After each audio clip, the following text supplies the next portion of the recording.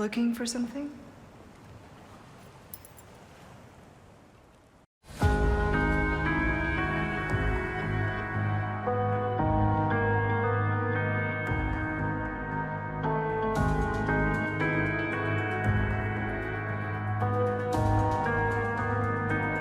In all honesty, I wasn't sure if I'd cover Separate Ways.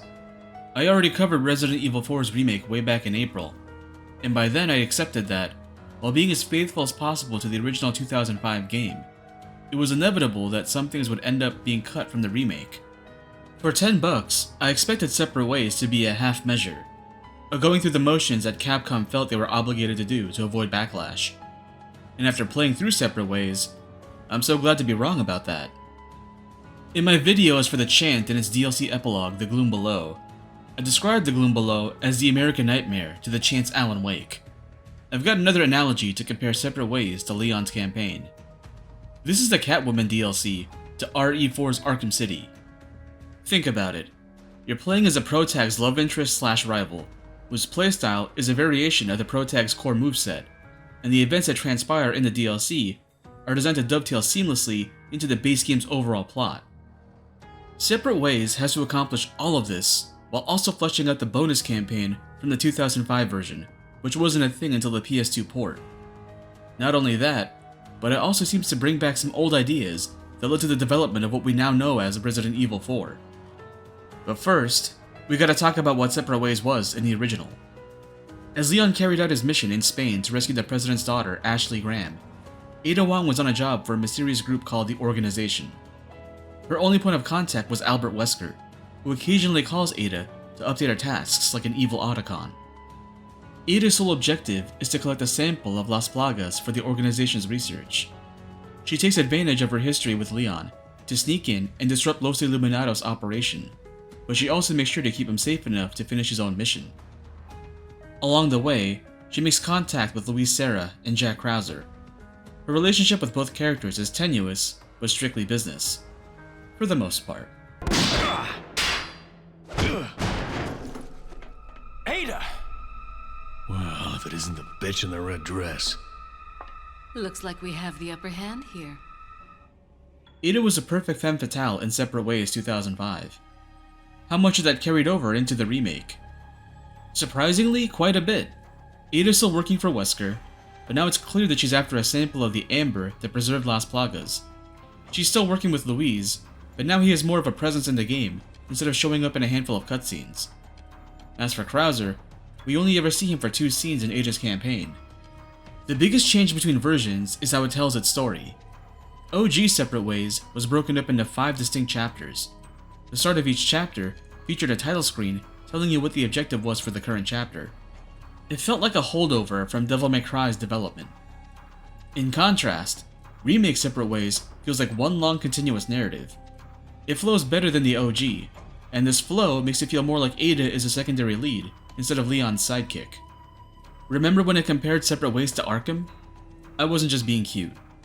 Separate Ways introduces 2 mechanics that have become cliches in other action games, but they synergize with the remake's design. First, Ada now has detective vision. Usually, this would ruin a game's tension because it gives the player the ability to wall hack and see everything around them with the press of a button. But in Separate Ways, it only works contextually. Sometimes, Ada will have to follow footprints to progress, or solve a puzzle. But you can never just turn it on, so the game never loses its atmosphere. More importantly, these sections are never overdone so as to feel rote or predictable. The other new inclusion is Ada's grapple gun. She's had one since the OG, and I appreciate that Capcom kept the grapple gun's model faithful to the original version. But now the game will show you a prompt if you're near a grapple point. I think it's a nice inclusion as it shows how differently Ada approaches her job compared to Leon. Leon's always in the thick of the action, and he's got front row seats to every event. Ada tends to have points where she gets to be a voyeur to Leon's story. She sees key moments of the plot unfold from the comfort of the rafters. Quite literally, she has a different perspective on the matter. Ashley! Leon! Such a fool, Mr. Kennedy, to have been bestowed with Lord Saddler's grace, and yet failed. Good boy. Just keep him busy a little longer. and it is no slouch when it comes to combat. The remake brought back all of her weapons, and they're more than enough to help her get the job done. A key difference between versions is that the 2005 version had already upgraded her weapons and removed the ability to tune them up with a merchant, but the remake starts her weapons off with their base stats and allows Ada to upgrade. Hey, stranger. So what are you buying? You've picked quite the place to set up shop, stranger. Ada's unique weapon is her bowgun, now renamed to the Blast Crossbow. I assume the rename is meant to distinguish it from Leon's Bolt Thrower. Unlike the Bolt Thrower, you don't have to toggle between explosive and non-explosive tips. Every arrow you fire from this gun will explode. The BC is meant to be Ada's power weapon, like the Magnum pistols for Leon. And it works for the most part, but unlike the Magnums, you won't be able to get the most out of the BC until you tune it up a bit. It's good for crowd control, but you can't expect it to instantly delete bosses with its base damage. My other issue with the BC is that it's slow on the weapon swap. Like as soon as I switch to it, I still have to wait a full second for the crossbow to unfold before I can actually use it. And it's got the longest reload animation in the campaign, so you have to factor that in when you see enemies close the distance between you. What I like about the remake's combat is that it puts Ada's grapple gun to use. In the OG, you only ever used it at context-sensitive locations so that you could reach places that Leon couldn't.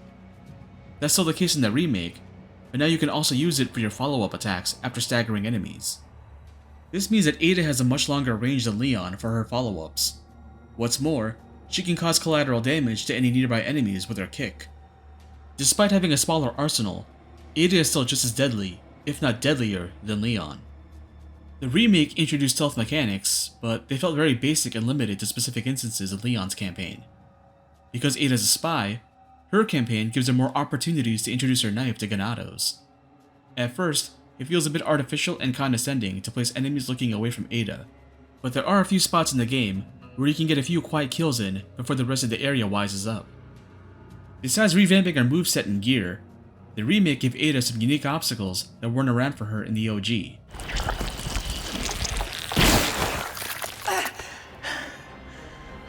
Not bad.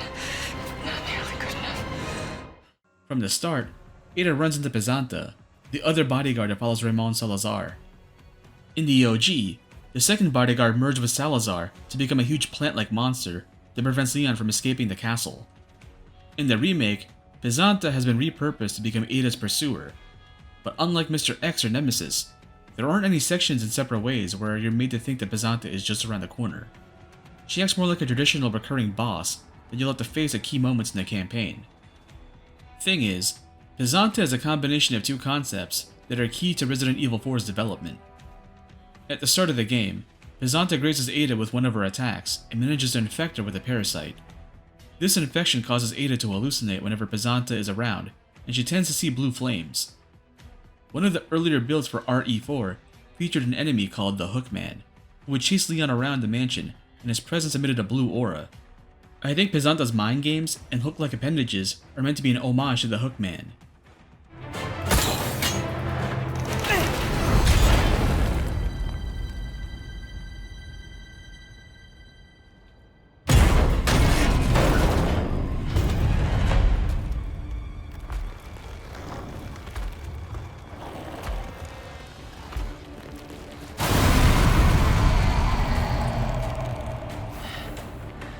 Can't stand the clingy type. Time to end this for good. The other more concrete influence on Pesanta is a creature designated as U3 in the original, or by its more common nickname, It. Ah, I have an idea. Since you're here, why don't I introduce you to It? It should keep you busy. Much like how Mendez will change form when he fights Leon, Pesanta changes to the more familiar design of It when Ada confronts her for the last time. It was the boss that I had referred to in my RE4 video when I pointed out that there was a major omission in the remake, and I was sure that it would come back to face Ada. I'm glad to see I was right on that call. Ironically, despite Pesanta being a pursuer who doesn't chase Ada, the campaign still has a chase set piece with another creature. This one actually feels like a new character made just for Ada, and definitely feels more like a throwback to the Nemesis chase sequences from the beginning of RE3. I think it's also a way to make up for the chase set piece It used to serve as a first phase for when Leon fought U3. What I love about Separate Ways is that it replaces the battleship set piece from the OG with what I think is a better fit for the remake, with the inclusion of what feels like another Umbrella nest in all but name. I think it's a good way to bridge the gap between 2, 3, and 4 by showing how far Umbrella's reach is in the new timeline. This is also where another moment from OG RE4 was brought over from Leon's campaign.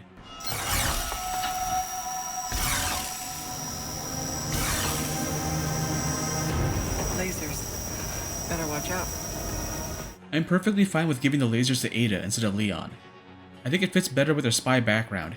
It makes the influence less Ocean's 12 and more entrapment. Catherine Zeta-Jones, she dips beneath the lasers. Ooh. Something I noticed with the remake is that I think Capcom is implicitly aware of how fervent the speedrunning community is when it comes to Resident Evil. There are moments in the campaign where it feels like Capcom puts shortcuts for players who can think laterally, and they don't feel incidental. In one of the other set pieces that the remake took from Leon and gave to Ada, you have to go through the Castilla sewers to drain the water to progress. If you played it straight, you'd have to run through a gauntlet full of cultists and Novistadors, but there is a shortcut you can unlock earlier than intended if you have an explosive on hand. What makes me think this is intentional is that the game places a set of explosive arrows in a nearby area just before you would reach the ideal spot to blow off the lock. Going back to the chase sequence in the Not Nest area, you could go through the crack on the left-hand side of this wall and crawl all the way around the street shark. But if you had an explosive, you could break this cracked wall and crawl through the opening and reach the same spot in less time. There's also the skip you can learn to pull off by abusing how laser turrets work in this set piece that serves to replace a battleship from the OG version. I know Capcom knows that we could do the same thing with Leon. This DLC does so much with its runtime. Along with integrating new and old cutscenes, Separate Ways also shows you the other side of certain radio calls between characters. I spliced together both sides just to see how they sync up. Leon, changed your mind yet? Ada? Assuming you haven't, I've got a tip for you. Seems like something big is about to go down in the throne room. Babysitting's tough, huh? Hola, Luis here. You guys still around? Well, I wanted to go home, but Ashley just had to see this castle first. Perfect, because I have a present I want to give you. Medicine that will help to suppress the progress of your problem. Where do we go? Let's see. Come to the courtyard inside of the castle. Come to the courtyard inside of the castle. Ciao. Meet up there. Ciao. Leon, there's only time to say this once, so listen up. They took your friend to the top of the clock tower. If you hurry, you might get there before she turns into one of them. So you want Heartless after all. I guess I should be thankful. Yeah, you should. Almost every major enemy from the base game has one notable appearance that highlights their strengths and weaknesses. The Gigante gets its own unique boss arena. The Red Robe Cultist trolls you in the Hedge Maze. A Salvador and a Bella team up in the Ironworks building, and even Mendez gets a brief chase sequence. Oh yeah, the part in the OG where Leon gets ambushed if he goes back for Mendez, they gave that to Ada. This is definitely something that I think they overdid with the remake. In their attempt to be as faithful as possible to the OG, I think they brought over some stuff without really thinking why people are attached to certain moments. Case in point, the gondola set piece is back, but instead of being in the village, it's part of the island section that leads to the gun emplacements. The OG gondola happens just before Leon faces off against Torres Mendez, and it provides a brief respite before the action ramps up. To add some levity to the moment, every time you knock off a ganado in the gondola with your bullets, Ashley gives a little fist pump to cheer you on. Everyone loves this moment for that interplay between the characters, even though Ashley does that every other time you score a kill in the game. But it's the only time where you're both standing in place long enough for you to notice that little character detail. Because Ada ends up alone for most of her campaign, she can only rely on cheering herself on, which just isn't the same. I think the set piece would have worked for her if she had Louise to back her up and do Ashley's job as a nice bit of symmetry. However, some set pieces work for Ada because they end up being a callback to events from RE2. The giant drill trap works with Ada because it resembles a furnace trap that Annette used on Ada in RE2.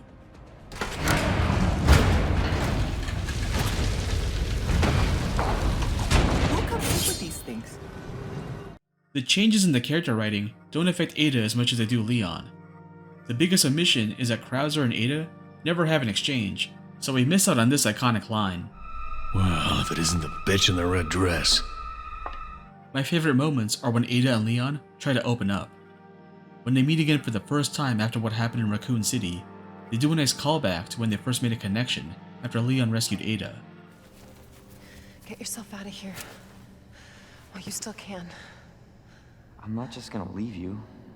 Not like this. You don't understand. The situation's worse than I thought. You're not getting rid of me that easy. Leave the girl. She's lost no matter what. You walk away now, and who knows? Maybe you'll live to meet me again. And then I might get you that greeting you were looking for. You think I'm gonna give up that easy? Right. And on the boat ride that leads to the island, Leon cuts through Ada's facade to ask a really important question. Have you changed, Ada? Or are you just trying to use me again? What do you think? I'm glad that beating the game unlocks extra outfits for the remaining cast. I'm especially glad that Ada gets to wear her RE2 dress. I don't know if it's a black undergarment speaking out, but this look got me acting up.